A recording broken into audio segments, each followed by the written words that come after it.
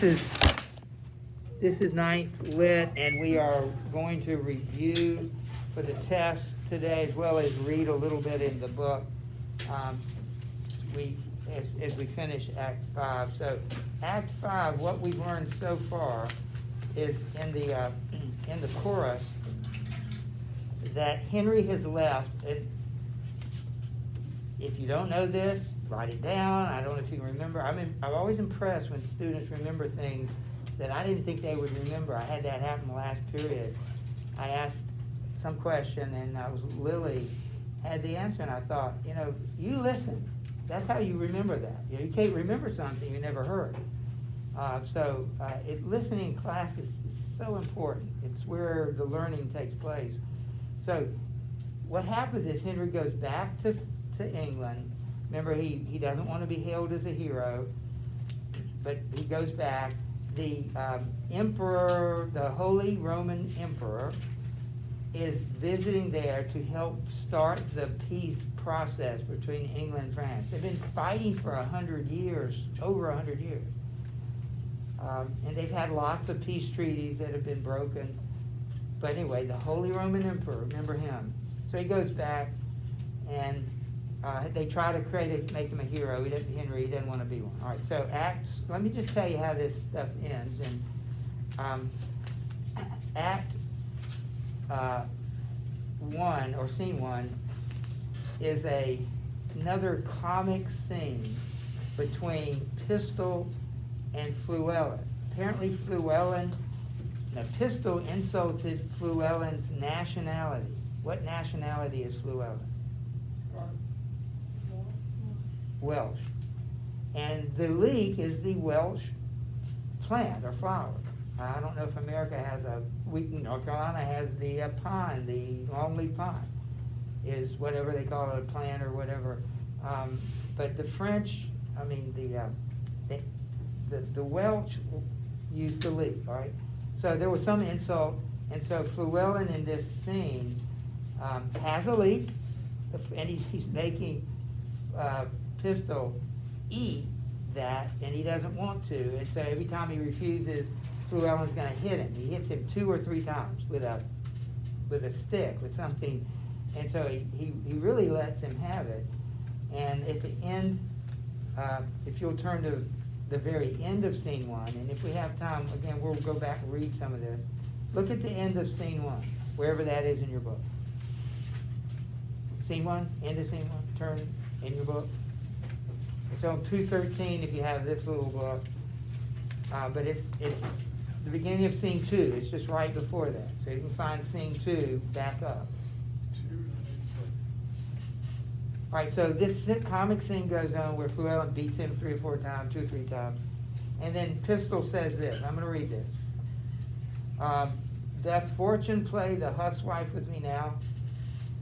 News have I that my doll is dead in the spittle of a malady of France, and there my rendezvous is quite cut off.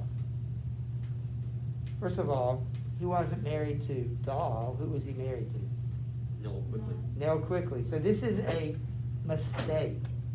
Shakespeare made a mistake, or somebody else made it over the years, transferring or copying.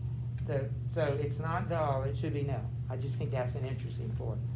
So Pistol has just been beaten over the head 2 or 3 times, and he says, and there my rendezvous is quite cut off. Old I do wax, and from my weary limbs honor is cudgeled. He was beaten with a cudgel. Cudgel is a stick, and it can be a verb or a noun. You can cudgel somebody, or you can get a cudgel and hit them with it. Well, bald I'd turn, and something lean to cut purse of quick hand. To England will I steal, and there I'll steal. Underline that verse. To England will I steal, and there I'll steal. That's the last we hear of Pistol. What's he planning to do? They're going to steal from England. Well, what do you mean steal from England? To England will he steal. What? I couldn't hear. To England will he steal. What does that mean? You see, he uses the word steal twice, but he uses it in 2 different ways. Yeah. First steal, it means to, hide away, to travel to to leave secretly. So he's gonna steal to England, he's gonna do so without letting anybody know, he's gonna do it in a hidden way. What's the second steal? Then he's gonna steal stuff. When he gets there, he's gonna be a thief.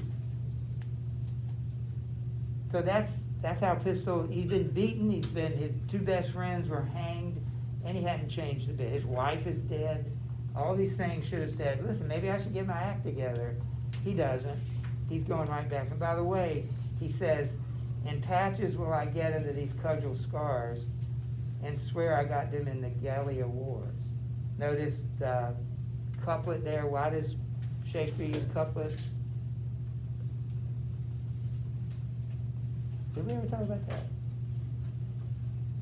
What is the play written in? What kind of language is it written in? Prose. Well, there is some prose there, but the majority is poetry. What kind of poetry? Verse. What? Did you say verse? Iambic pentameter. Iambic pentameter. It's called blank verse. So the majority of his 38 plays are written in blank verse, unrhymed iambic pentameter. But it also has a considerable amount of prose. Who speaks in prose in his plays? The poor people. Soldiers. Who speaks in poetry? The rich people. Right. So at the end of some of these speeches, he uses couplet. What's a couplet? 2 syllables. Yeah, they make a fine couplet. You see those two together? They make a fine. The same word is couple, but it's couplet, and it's 2 lines of poetry that rhyme. And he'll often end a speech with a couplet because the audience they don't have the play in front of them. They don't know that's the end. You know, they can't see, okay, there's nothing after that. When they hear the couplet, they know it's over. All right, so let me tell you what happens in scene 2. Again, your job is to kind of summarize this. Scene 2, the Duke of Burgundy is going to negotiate the peace between the King of France and Henry. So scene 2 is a scene off stage. The Duke of Burgundy is negotiating this peace treaty. And it's taking place off stage. The rest of this scene, and it's the way the play really ends with this, is Henry is trying to woo Catherine to marry him. She's gonna have to marry him because the peace treaty will require it. He doesn't want to marry a girl, he's wise, who doesn't want to marry him. If she hates him, he doesn't want to marry her. So he's trying to talk her in to marrying him. And so the whole time that he's doing it, this is his approach. Okay, I want you to remember that. His approach is, listen, Catherine, I'm not a very good speaker, I'm a soldier. So I'm not going to be able to woo you with my words. First of all, that's a lie. What did he just say? What did I just say that's a lie? He said, I'm not very good with words. He is good with words. He's very good with words. So in other words, ladies, if some guy is trying to sweet talk you, don't believe it. Right here. Whatever it is, don't believe it. Let your dad pick out your boyfriend. I'm just kidding. But don't believe everything some guy tells you. But she does. She believes him. She really doesn't have much choice. But he said, I'm not very good with words. I'm a rough and ready soldier. I can't tell you sweet things about how lovely you are and how nice you are. You know, he goes on to tell her all the things. But he is very good with words. And he's just doing whatever you call that, sweet talking her. She agrees to marry him, says she loves him. And so the play ends. And if we have time today or tomorrow, we'll kind of look at some of that. But I've just told you the rest of the play. Nothing much really happened. So let's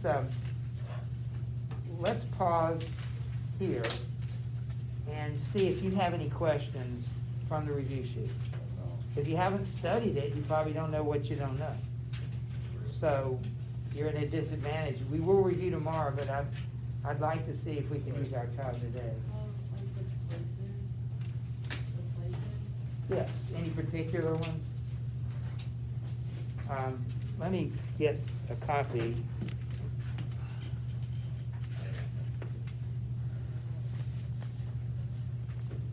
Uh,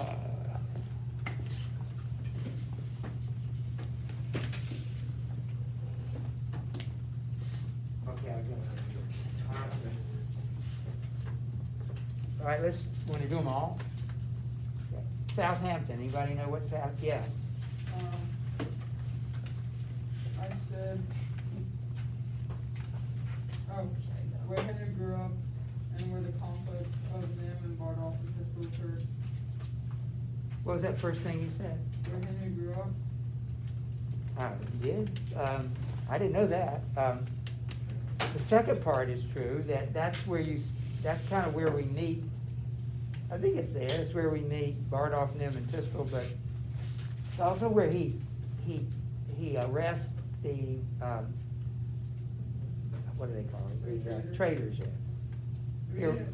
He arrests the traitors there. Harfleur, who knows what Harfleur is? Now Freddie's not the only person who should know this. Freddie, what is it? And then I'll get I Fiona. said the walled city in France and then Henry's first attack. Yes, good. Fiona, what about Cressy? Well, I'm gonna put Cressy and Poitiers together. I don't really know, I just said that's where his dad and grandpa's dad fought the French.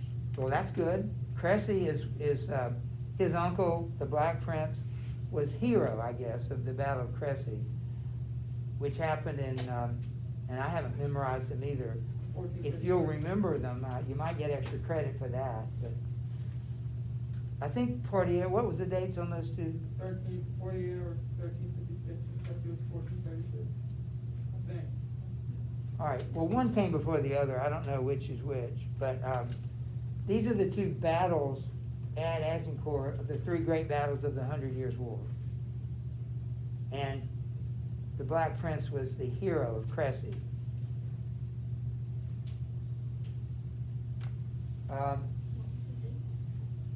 Cressy was 1436, and Poitiers was 1356. And you know, that was all the dates. Now, that was all the places. It did mention to make sure you study the numbers of troops, according to Shakespeare, that died at Agincourt.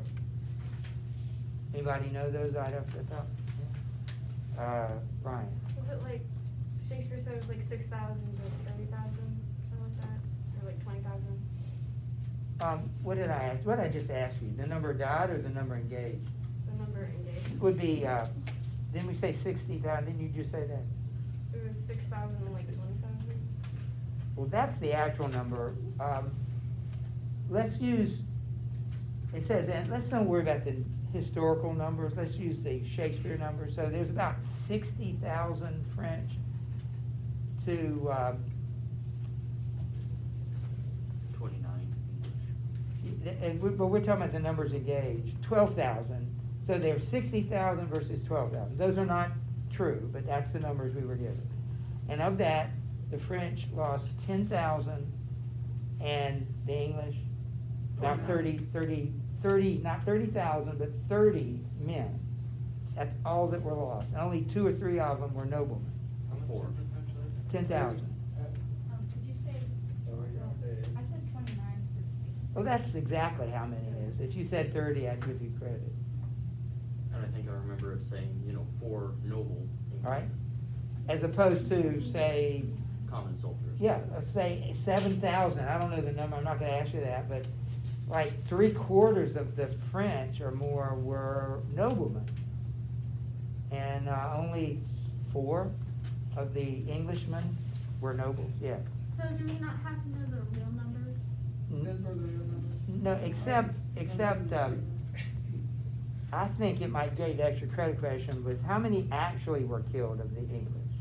29, That was what Shakespeare said, but probably, 112. It was like, yeah, 130 and roughly. That's still not very many. If you fight a battle and you only lose 130, if it's a major battle. Cornwallis lost 450 men out here at Guilford Courthouse. They only lost 130 in what was considered one of the great battles of history, yeah. So, in reality, it was 130 Englishmen and how many French? I don't know. 6,000. Could be that many, but I'm not gonna confuse you. I'm confused about that.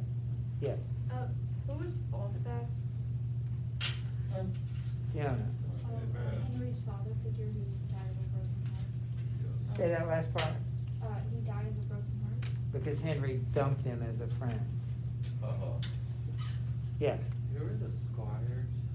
yeah, I was surprised I used that. We call them the boys. So they were the boys that were guarding the supply train.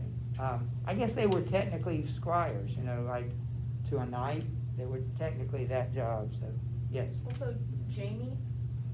Who is he? Yeah. One of the generals, I think. He was like, What nationality? well, one of the Scottish. Yes, he was the Scottish representative.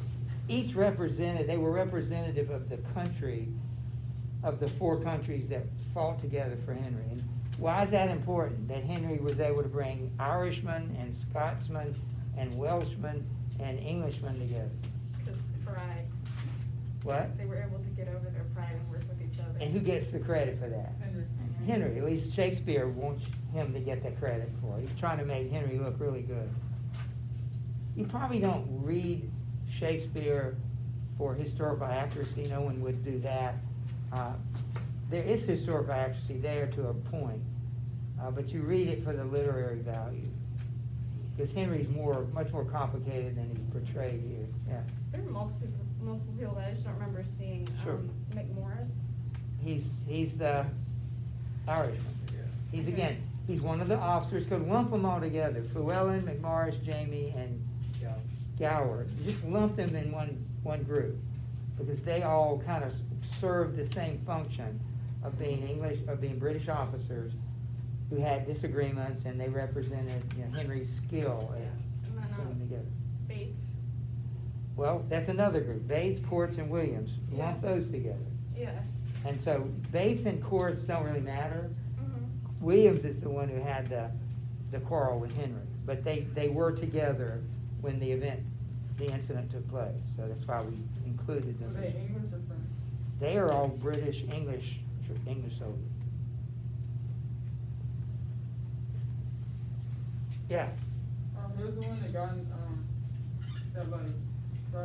that Henry was talking to during the night when he was wearing that cloak in disguise? Was that William? yeah. He talked to all 3 of them, but Williams was the one that matters, the ones you need to remember. Alright. Yes. What was the importance of the Harfleur speech?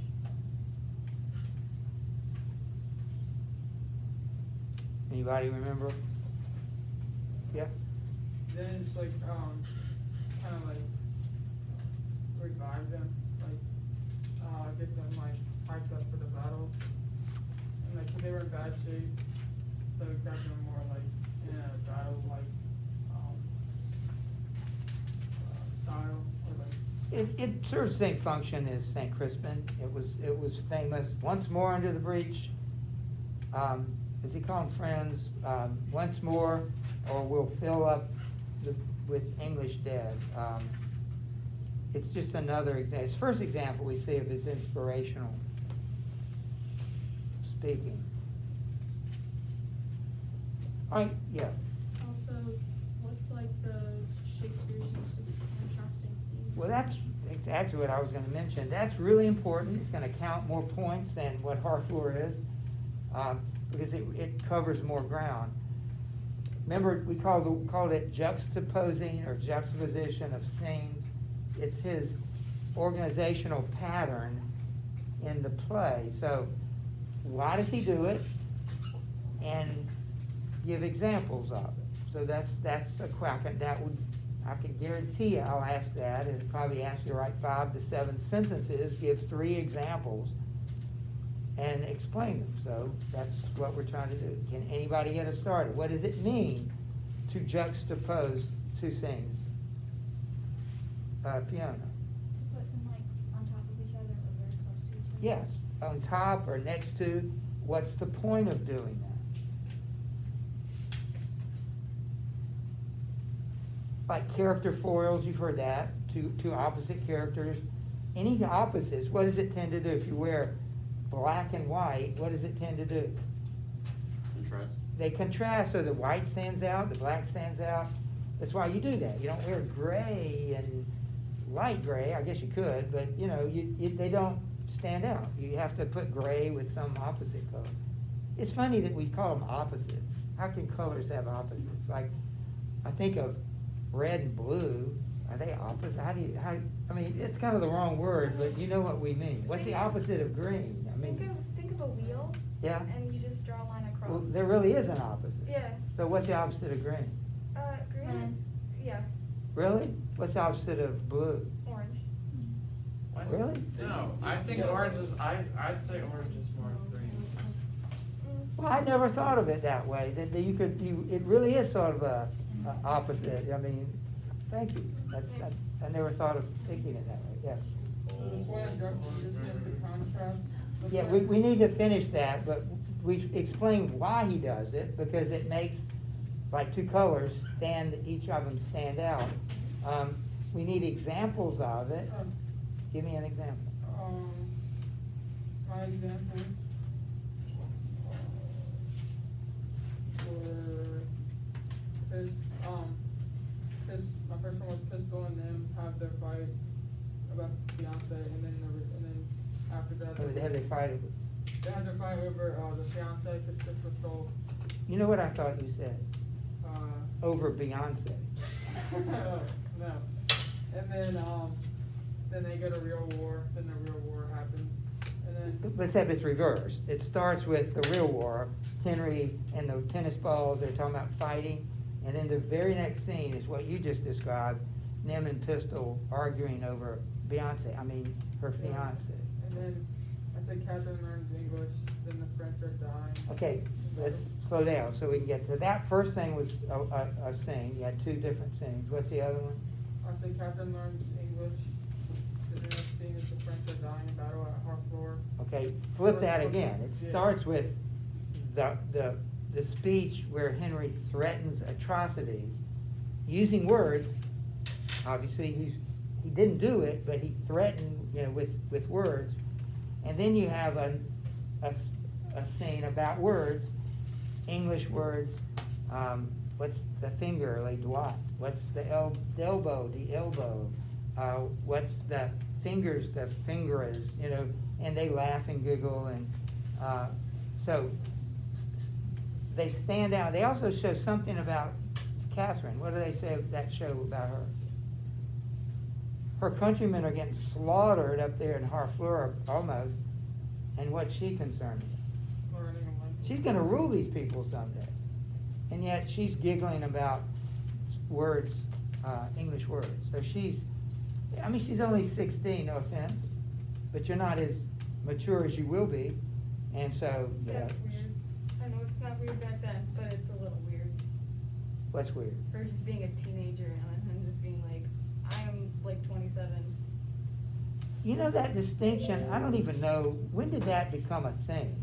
Teenagers. I think you were either a child or an adult. I really do believe that the idea of being a teenager is rather modern. I have no evidence of that. It's a scientific thing. There's a chemical. It's something to do with the chemicals in your brain. It's like there's a point in adolescence when it's like that transition where you're just confused, and so your brain kind of doesn't know what to do and freaks out. I believe that. It's just that I don't think most people, when you go before psychology, you're either a kid or you're an adult. Yeah. I think that's kind of the way it was looked. So she could have ruled the country at 16. They were young. Probably not. They would have a region. But anyway, she's not mature, and those two scenes point that out. Did you have a third one?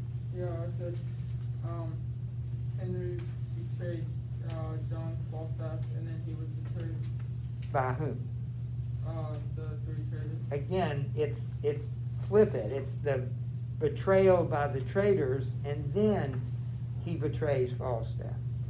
And you could add those scenes in Act 4, where you have the French boasting, and what are the English doing in the very next scene?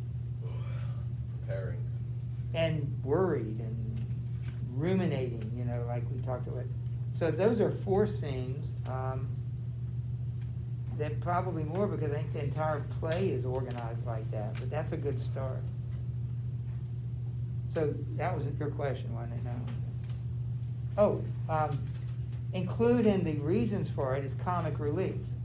That would be the purpose of a silly thing. For instance, at the end, on the battlefield, I mean, they're still counting their dead. There are 10,000 French.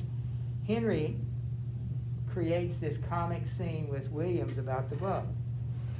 And so they start joking around, and that's Shakespeare's way of lightening the mood instead of being real serious. When you become as you get to be a better reader, like literature next year, and when you're a junior, you'll see it coming. You don't have to be told. That's just something to look for. Look for contrast. Look for characters that are opposites or scenes that are opposite. That just will make you a better reader if you anticipate it going in and say, I get this. It's what Shakespeare did. Put these comic and sad scenes back with that. Now, don't forget to study the background of Shakespeare. That would be 5 and 6. I mean, there's nothing to analyze there. It's just you have to make sure you know what the parts of the stage were. I'm not going to ask you to point those out like on a map, but you should be able to do that. Yeah. Sorry, were bishops Eli and Canterbury? Yeah. Who were they? Yeah. They. In the first scene, they were the 2 bishops who encouraged Henry to, I get it, yeah. hey, you actually get the throne. Mhm. Don't care about what they say. Go at him. But in reality, they were just like, hey, he's probably going to attack us. Let's distract him. Yeah. And that was Yeah. the Yeah. whole- That's their only role in the play. Yeah. What about number 3? Because we don't have like little summaries in our book. Yeah, well, the only reason you'd want to do that, and that's why I didn't ask you to write it down, the only reason you'd want to do that is so you can remember 1, 2, 4, and 5. I mean, 1, 2, and 4. In other words, it's just another way to study what happens. I think one thing you could do is remember seeing act by act. Like what happens in Act 1. You meet the bishops, you meet Henry and the tennis balls. That's all that happens in Act 1. Act 2, you got the traitors, and you meet Nim, Pistol, and Bardolph. I think you meet the French for the first time, and they're taking them for granted. That's all that comes to mind in Act 2. And then Act 3, it gets serious. You get Harfleur, and you get all that business, and then back and forth. You see the French as they're preparing, and then Act 4 is the main thing, is the Battle of Agincourt. And then Act 5 is what I just told you, basically the peace treaty and Henry wooing Catherine.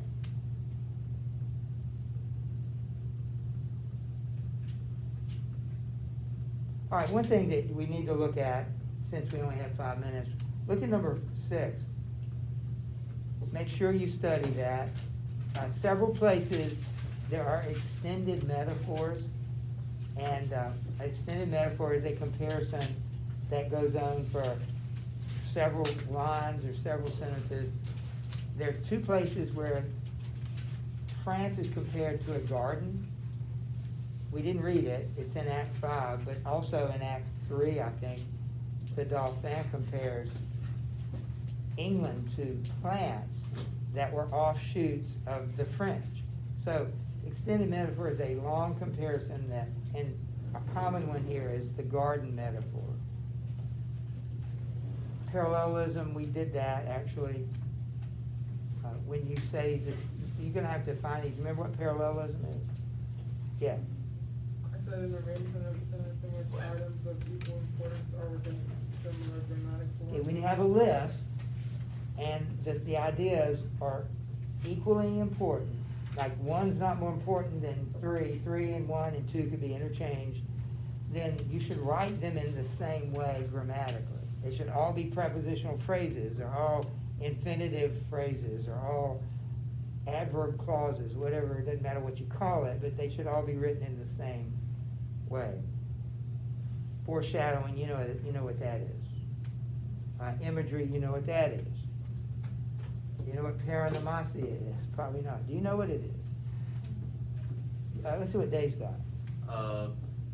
Basically pun. It's, So, yeah. I just thinking I got the thing. Wordplay that exploits similar sounding words or definitions of words for comedic effect. That's right. So just play on words. Pun. Yeah. Wasn't there somebody in here that talked about, they even used it, the joke in the, what is it, it's Cloudy with Meatballs movie, where he's sailing down some river, Oh, yeah. and Oh, there's there's a a leak in the boat. leak in the boat, and that's a pun. There was the plant, but I remember in this play, yeah, I told you Pistol's remark, I'm going to steal to England, and when I get there, I'm going to steal. That's paranomasia. The word steal has two different definitions in that sentence, and both apply here, yeah. Do we need to know examples of the terms? Do we need to know examples of the terms? No, usually I've asked you for one or the other, Okay. so I don't think I'm gonna change that. Well, we have one more day, please study, and then tomorrow we can have a game, or we can review some other way.